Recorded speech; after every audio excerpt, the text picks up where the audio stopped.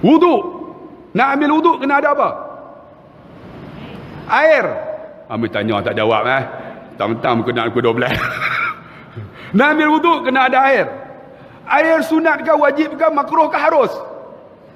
Harus. Betul tak? Air tu harus. Betul? Tapi nak ambil wuduk kena ada air. Maka air menjadi wajib. Faham tak? Okey, nak ada air kena ada pipe ataupun telaga. Katalah telaga lah senang. Telaga perigi. Perigi haruskah, wajibkah, sunatkah, makruh? Harus. Betul tak? Harus. Tapi nak ambil wuduk kena ada air. Nak ada air kena ada telaga. Maka telaga menjadi wajib. Faham tak? Ni kaedah ni.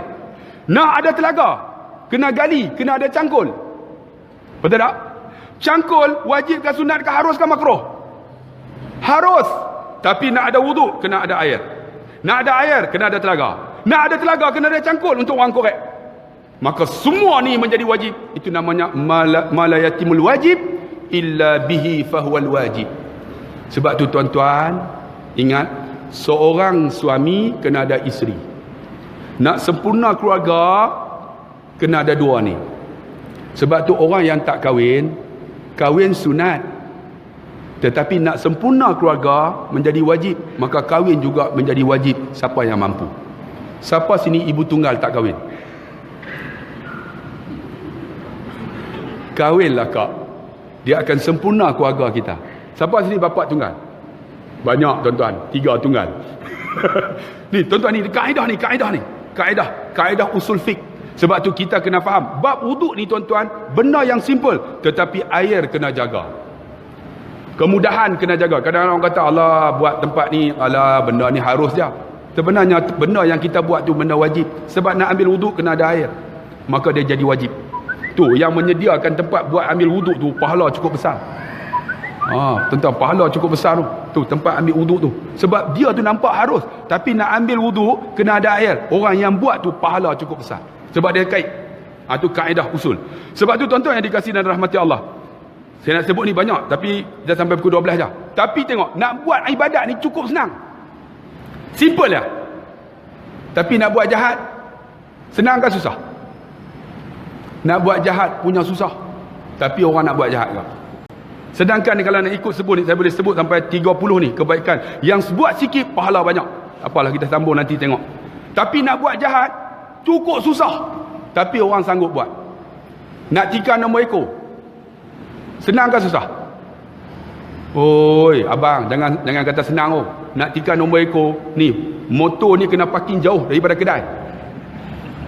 Lepas tu nak masuk kedai, siap pakai helmet bro.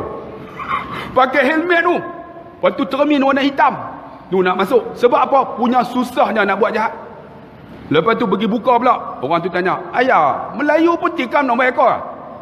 Punya malu tu. Nak buat jahat punya susah. Tapi orang sanggup buat jahat. Nak berzina, susah tak? Susah. Tuan-tuan, kena pergi langgan pelacur, kena bayar apa? 300. Tu keluar duit tu. Nak langgan pelacur. Lepas tu nak buat dekat mana? Bukan boleh hotel Sentosa. Hotel Go Hotel mana boleh? Mesti kena rushnya. Ambil apa yang 600 punya tu, Hard Rock Cafe. 700 pergi tempah punya mahal. Sebab di situ majlis agama tak akan rush. Tak akan pergi buatnya. Buat apa? Rondaan. Memang tak buat. Sebab situ duduk orang hebat-hebat semua. 600, 700, 800. Semata-mata nak buat maksiat. Nak buat ibadat, punya simple ya. Sedangkan Nabi kata apa di sini? Uhilla alaikum ridani. Sesiapa yang buat baik kepada aku ni, kan, semua dia zikir, dia baca Quran, dia bagi salam, dia senyum, dia baca doa-doa, aku redha kat dia. Aku redha kat dia. Fala asqatu alaikum ba'dahu abada. Dia kata, siapa yang buat tu, aku redha dekat dia, maka tidak ada murka ke atasku kepadanya selepas ini selama-lamanya. Dia syarat dia, Allah redha. Tu. Keredaan Allah ni benda yang penting, bukan senang tuan-tuan. Sebab tu kita nak buat, nak dapat keredaan Allah ni, itulah kita kena buat benda yang simple. Pahala dia banyak, sikit pahala banyak. Buat simple aja. Tapi pahala banyak. Satu lagi saya sebut.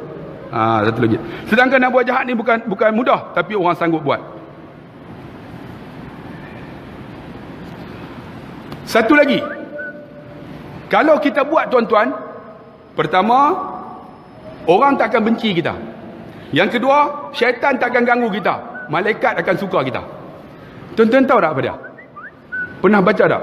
Bismillahilladzi la yadurru ma'asmihi syai'un fil ardi wala fis sama' wa huwas samiul alim. Pernah baca tak? Sebab tu kalau boleh, masa kita nak makan baca doa, kan?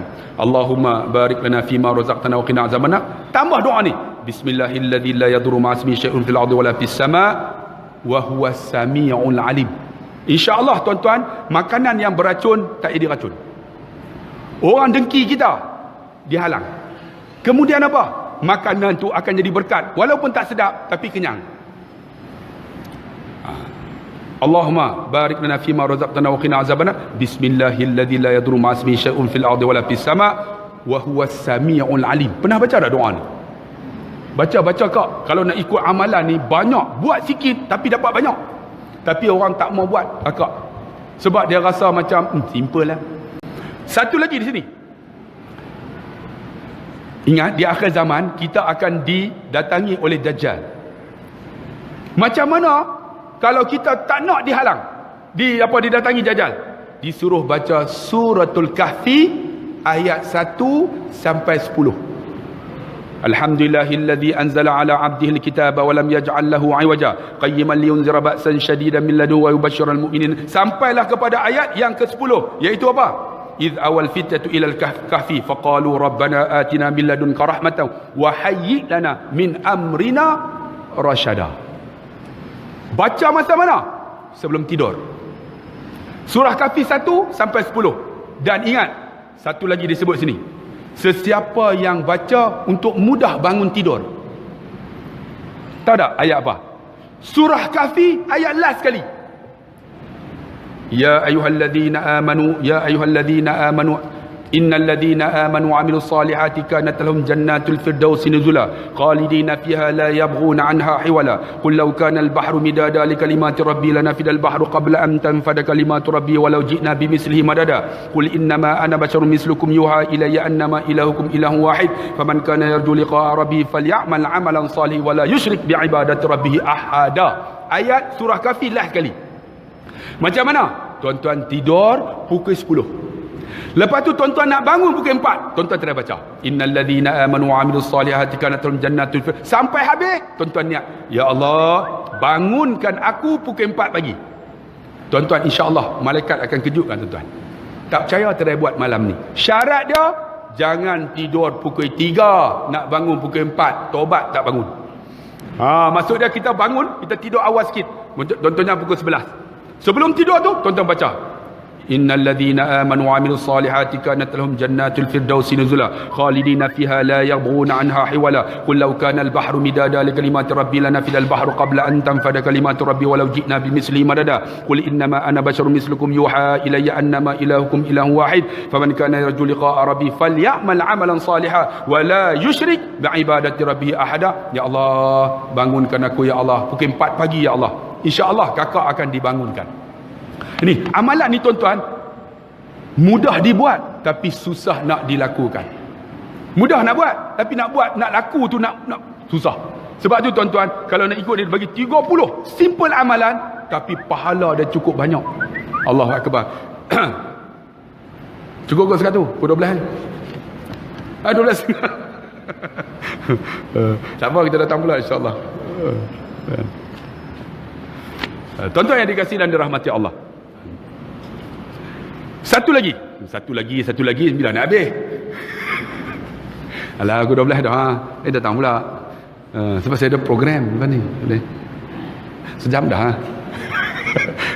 Tadi kakak tak beritahu, kata 9.30, 10.45. Saya datang pukul 9.30.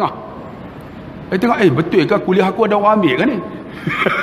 10.45. Nanti bulan depan 10.45 ke? Sama. Oh, kursus haji. Saya boleh bagi kursus. Kursus saya boleh menangis semua. Bila pukul 12 ni dia kan panas, dia panas. Tuan-tuan, jadi kasih rahmati Allah. Kita sambung sikit satu.